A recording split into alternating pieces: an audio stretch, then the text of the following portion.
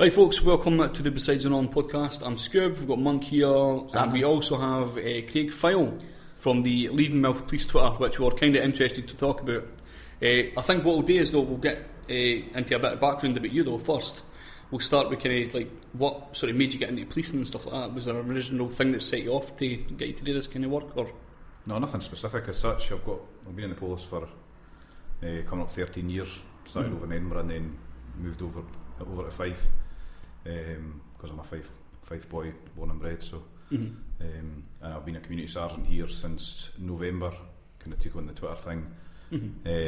At the back of that, so kind of turn of the year, I've been responsible for that. So what's it? Are you a sergeant or something like that? Yeah, I'm the community sergeant here, which obviously covers Methil, Buckhaven, Leven, Kennaway, the Weems, and out at Largo and etc. So where's it you're actually based? I'm from the East Nuke, but I'm based here as in my role as community sergeant. Right, that's cool. So as a sergeant, what's your kind of main roles?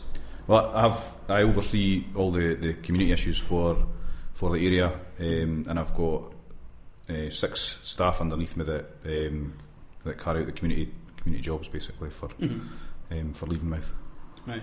So you're the one huckling the kind of Pokemon Go people that you were talking about. Well, there's no many getting huckled for that, but it's just it's just a wee spin off to sort of highlight the kind of dangers with that game and in a sort of quirky type way. There have been a few in America getting caught for doing that sort of stuff. Aye. But I think it's a smaller thing around here. There'll be less sort of troubles with it. I mean, I think one of our sister Twitter accounts I tweeted about that's no an excuse to use.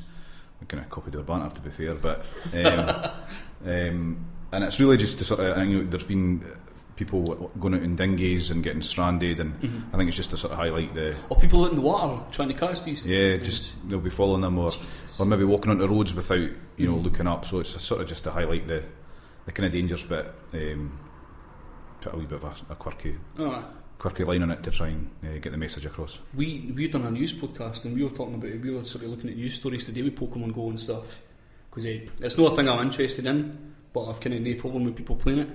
But there's guys setting up like lures to get loads of Pokemon into an area to steal phones off people. Right. So that was kind of one of the things that we found was pretty interesting. It's quite insane. It's quite insane that people are actually use a game to steal for folk. You interested in the game at all? No.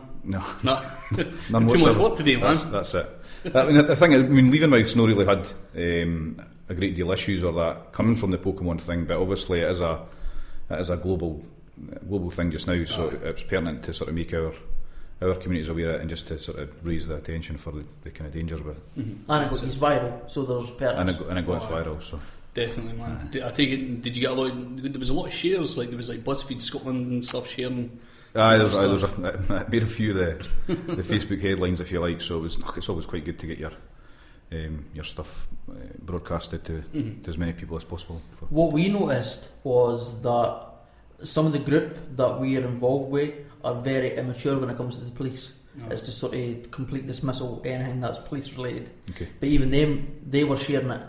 It's like they saw a different side to the police and they thought that was a good thing. Yeah, well, that's pretty much the aim of the account, is that we obviously try to engage with as many people as we can, and you've got a different age dimension on Twitter and social media, so by having something that's interesting to follow or relate to it shows that the human side of the police, because ultimately we're all humans as well, and we like a laugh as much as anybody, so but behind that, people want to read things that are kind of interesting and funny rather than bland and boring, so if you can get your message across with a wee bit banter in there, then all the better. I think a lot of people are making an effort to engage with the police Twitter, knew that you're more entertaining than they do with other sort of police units like in Kirkcaldy and the film and stuff like that, so it's definitely a help. You found a lot of people kind of taking on board what you've been doing and kind of nicking you mentioned somebody kind of stealing your idea a wee bit. I don't know what to slag anybody else off, but we had a wee dig at Stirling for taking that. But no, ultimately we're all the same. We're all looking to do the same thing. I just think that from the Levenmouth point of view, I understand the community here, so I understand the kind of what they will find amusing and what appeals to them, and it's not just about being funny, it's about getting that message across. But if you can, your message is more likely to stick if somebody's going to read it, so it has to be interesting to read. That's the kind of the take that I had on it, and obviously as well, it's your chance to sort of engage and speak to folk that might not necessarily have listened or wanted to listen to Polis before. So that's it. I think what our favourite parts were the things with the pot noodle and the cells. That was fantastic. Quite easily our favourite tweets. I think a lot of people go with the more known tweets, but I think our obscure references are quite into that, the pot noodles. I think there's probably there'll be certain parts of the community that have never experienced a police cell, which is a good thing, but there is an interest there as to what it's like inside, and if that might put somebody off getting locked up, if you like. So you're enticing people with pot noodle fetishes into getting into the cells. I think if they're enticed with a pot noodle, then there's probably more to worry about. Let us know that mac and cheese pot noodle. That's fucking awful, man. Did I use the mac and cheese pot noodle? Man. Ridiculous. Cheap cheesiness, man. But pot noodle connoisseurs. Oh, totally, man, totally. But so, what was the original idea to start this? Like, did you pitch the idea or something like that, or what kind of? Well, to actually do like comedy tweets. The Twitter account's been going since. To be honest, I reckon how long it's been going for. But when I took over, we had about 1,000 followers, and I just, as a user of social media, I know I have an idea of what people like to read and what interests people, and obviously the more interesting you are, the more likely you are to get people to follow you. And it's we're now at over 4,000 followers. So the good thing about that is if we do have something like a missing person, we can put that up on our Twitter, and it's going to generate potentially 4,000 people seeing it, which could, it's going to help. So it wasn't like you had to ask permission to do the funny stuff. It was just sort of whatever you wanted to do. It was within reason, obviously. Within reason. Aye, I mean, no, it's the responsibility is down to me. I've got an inspector that gives me license to do that, so I'm lucky in that respect. But I was going to ask about the process and that. Is there like anybody you have to kind of look up to sort of find out if you can put certain things, or they're all pretty tame? I think it's nothing offensive. I think there's a common sense thing there as well, but so I mean it's the tweets just go out. It doesn't go through a process of getting vetted or anything like that. So, but everybody seems quite happy with it, to be fair. So. That's it. Do you get much call-outs and stuff like that while you're trying to put these things together like that? Have you been called out in the middle of putting stuff together? Or? But I mean that's the thing with Marrow. Marrow's not responsive. If you like, there's obviously other sergeants here and response officers that would deal with your urgent call-outs, etc. So our the way we deal with the policing is to try and find solutions. Sort of, on a long-term, slow time basis. So, no, I'm not really called away from it as such. But if there's other more pressing things, then the Twitter would take a back seat, obviously.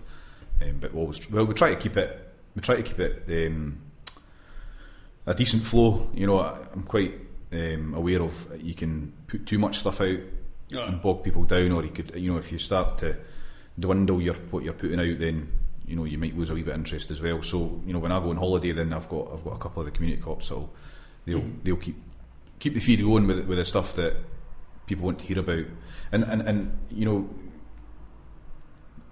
hear quite a lot about the police are not doing this or the police are not doing that. So it is a way of letting our community know what we actually are doing, because we are doing a lot of hard work, and it's to get that message across. So this is what we're doing, and this is what you want us to do, and this is the results. As that obviously we've had issues here with motorbikes, so that's when we're detecting and taking motorbikes off the street. That's the kind of thing we're trying to let people know about.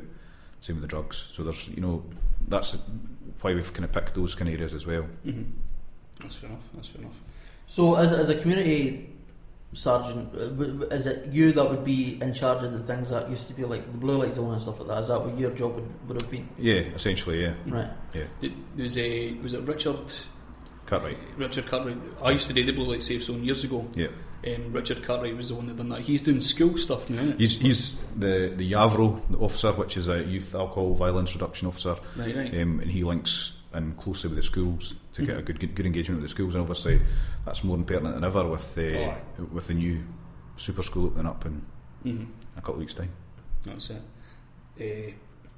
I was going to ask a few things about kind of recent things that have been happening kind of in the news due to the police. There was the Sheku Bayou thing I wanted to ask you about. Do you have any involvement in that at all? I mean, it's mainly a Kirkcaldy-based thing, isn't it? It's a Kirkcaldy-based thing, and Aye. for no involvement in the inquiry at all. So Aye. This is one of the You've got an things. outsider's perspective on it though. You've got a sort of insiders as in you're a police, but outsiders as in you're not involved in that case specifically. not involved in the case, and I didn't have a massive amount of information on it either. So So you started the Levenmouth Twitter. Do you plan on sort of keeping this running like as long as you can, sort of thing? Just trying to keep it going through. yeah, I didn't start. It was already up and running when I took over, but I've kind of tried to put what I think would be a good spin on it, and that's what we've been doing the last few months. So yeah, I mean it's as I say, we want to know what people think of us, and we want to tell people what we're doing. So it's a good platform to do that. And as I said before, you're to capture people that you're maybe wouldn't, people didn't always read newspapers, or so it's a chance to get that message across to different groups. Originally, obviously, when I first seen it, you sent me a link to one of the things that you tweeted out. Aye, I thought it was like a comedy account or something like that, because some people, like, there's like a god account and stuff like that, like, so I thought it was one of these. We've had a few questions if it's a parody account, but no, we're 100% gen up. People seem really excited about the fact that we're doing this. Because we're used to getting people, and we've had counsellors and stuff in the house and we've spoke to them, but we've never had anything this official happening. Okay. So people are quite excited about the fact that we're beating the guy for leaving off Twitter. And you've not been huckled. No, been huckled. Yeah. Can I ask about that word? That's a really uncommon word for at least about here. What made that word come to your head before anything else? Huckled. Huckled. It's a kind of. I think it's a Fife. Kind of Fife very rarely idea. heard it. Very rarely heard. Is that right? Aye. Is that a Polish word or is it it's Fife? a normal word?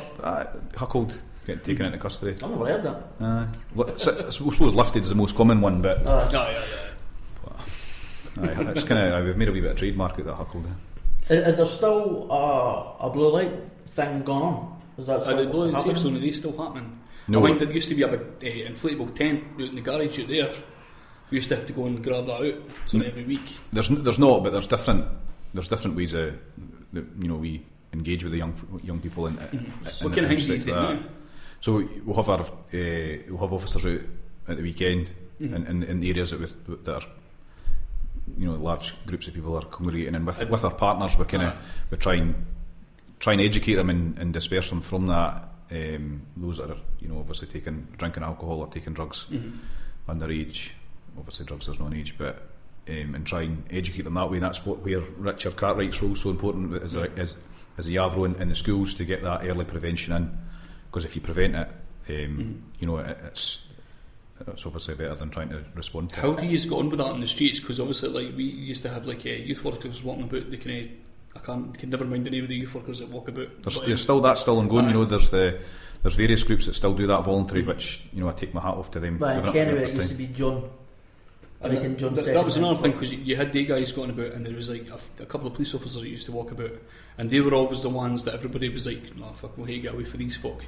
We can't let them near them." Do you still? You're obviously a lot of kind of things to tackle.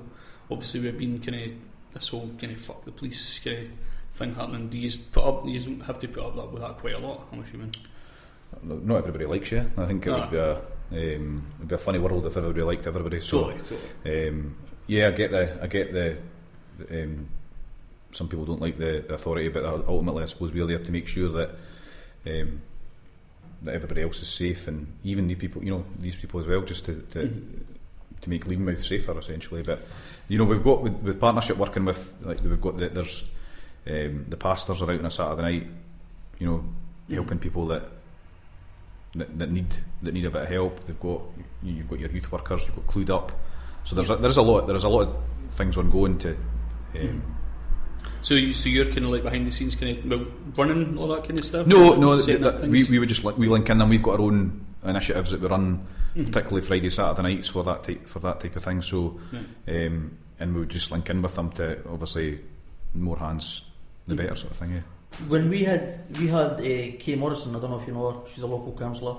I know, yeah. We had her on the podcast a couple of months ago, and we were talking about the blue light safe zone, and we mentioned the fact that when you were going into the blue light safe zone, there was issues where, because everybody was all obviously breathalyzed, and as soon as you had alcohol in your breath, you were sort of kicked out. Right. You weren't allowed in, and we were questioning whether that was ultimately the right decision. I mean, there's a legal ramification, obviously, but would it sometimes not have been better to maybe let them in, and so they're not walking about the street if they've only had maybe a beer or two? Because then, if they're leaving blue light because they've had one beer, they're going away to get more. Ultimately, safety would be.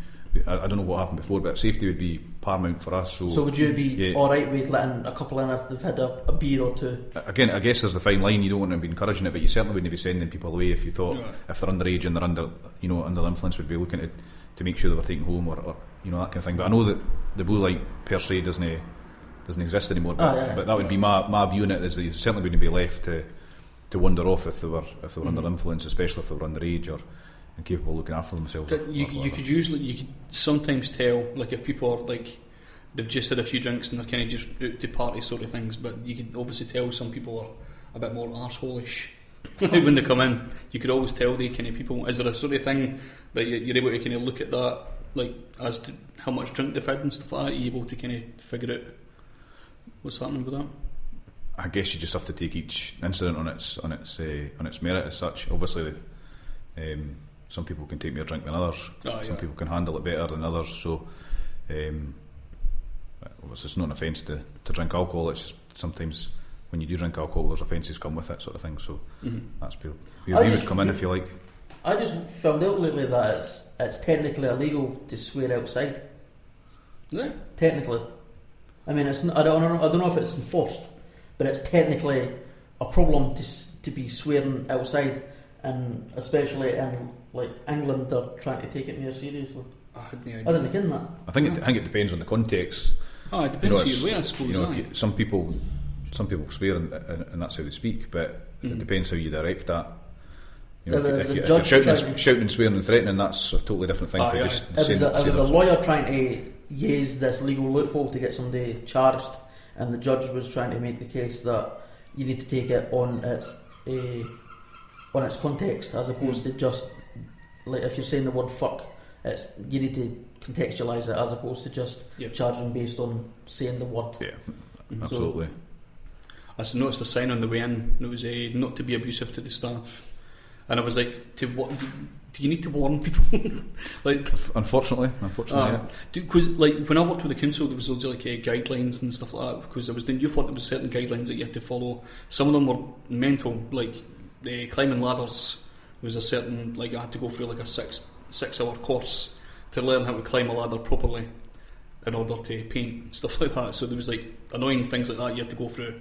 There has to be an annoying amount of things that you have to go through. There's like kind of warning people that they're not to be idiots when they come in, sort of thing. Well, the thing, it's not just police officers that work here, there's civilians, members of staff as well. So whilst police officers are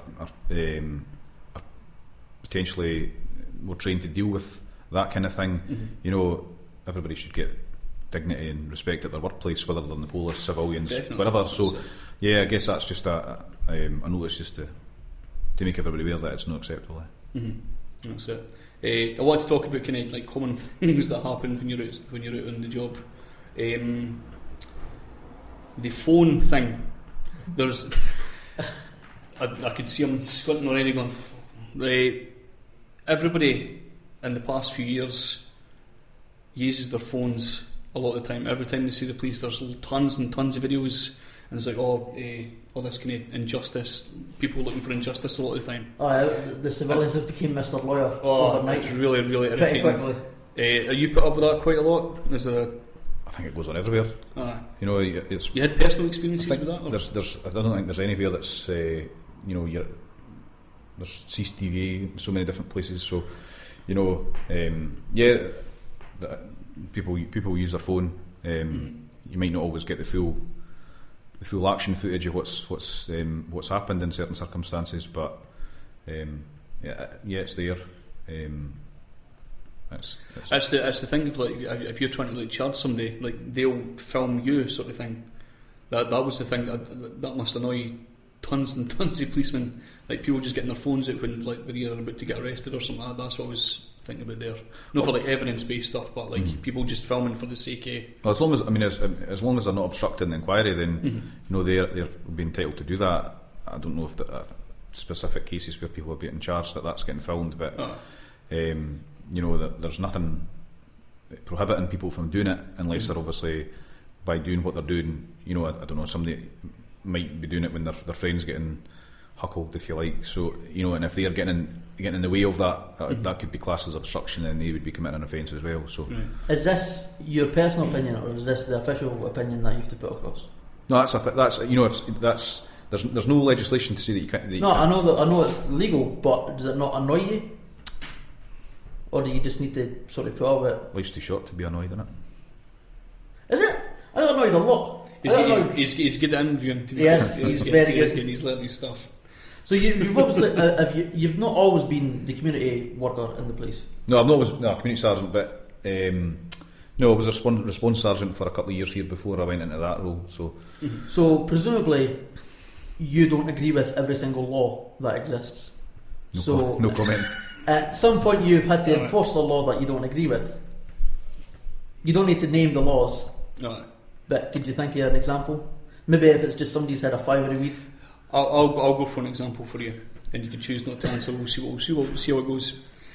I believe that drugs should be made legal, but sort of like cannabis is one of these big things that's legal in a lot of states in America and stuff like that, and it's illegal in some sort of certain countries.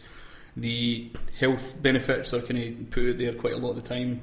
Nobody seems to have died on the results of cannabis a lot of the time. Do you have any feelings towards cannabis that or you no comment? That's probably for a discussion at a different platform, eh? Right. What kind of platform? One that's no here the now. But no, ultimately it is illegal, and that so I don't care enough about the effects of it long term, whether that should change. I dare say that it's obviously legal in Amsterdam, but I dare say they have other issues associated with it, but it's illegal here, so that's that. So you're saying officially that you've never had to enforce a law that you didn't agree with? The laws are there for a reason, aren't they? But cheers for that. Right, so let's talk about. So we're not getting that answer. Obviously, there's times that you'll have empathy for people that have maybe, fallen victim of committing a crime, or when I say fallen victim, that their circumstances have resulted in them having to commit a crime. So you obviously have empathy for certain people in certain situations, but ultimately the laws are there to protect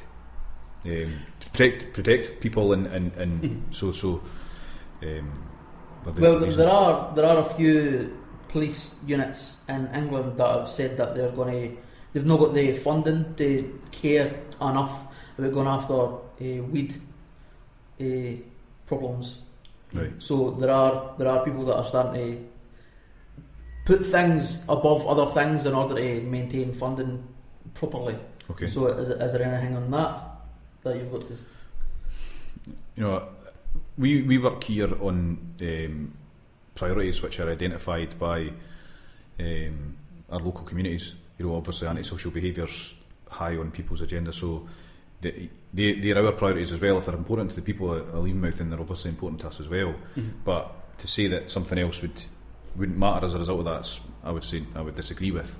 Right. We'll have particular issues that we'll focus more on to try and reduce to, because ultimately, if we can reduce them, then our local people are happier and safer. So, and that's the main aim, really. That's it. Perfect. So we'll move on to more kind of fun questioning, because there's some questions being dodged. You can sit back there. Obviously, there's a lot of winos in the world. What are some of your favourite winos that you've tried to arrest? Deal with somebody that's been too drunk and fallen about. Been too drunk. Winos or widos? Widos. Widos. I mean, there's plenty. There's plenty of widos, but it's not always a bad That thing. must be a fun You part of the job. never got like a favourite story, like when you tried to arrest somebody, they've tried to get out it with some way. Because there's going to be like loads of different reasons that people say for like, I'm not that drunk or something like that. Obviously, there's much more than that. But I mean, there's plenty of people who are quite creative with the reasons, but ultimately, if they've done something wrong and they need to come in, then they'll need to come what's in. What's some of the more creative stuff that you've had? I can't really think of much off the top of my head, to be quite honest. How often do you put up with the kind of sorry, I'll rephrase that. What's kind of some of the worst jokes you've heard towards the police? Because obviously some people are like, I smell bacon and shit like that. Rubbish. What's kind of some of the worst things you've heard? That wasn't me. You had any great creative ones at all? The worst one's probably it wasn't me, it was him. I think if I had a pound for every time somebody said that, then I wouldn't probably have to sit here doing this podcast. So, but that's what it is. We're not paying you. No, I know that. Just thought I'd clarify.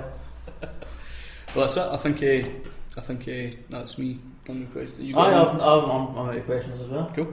Well, thanks, Craig, for coming on. That's been much appreciated. Stuff. All the best, guys. Thanks, man.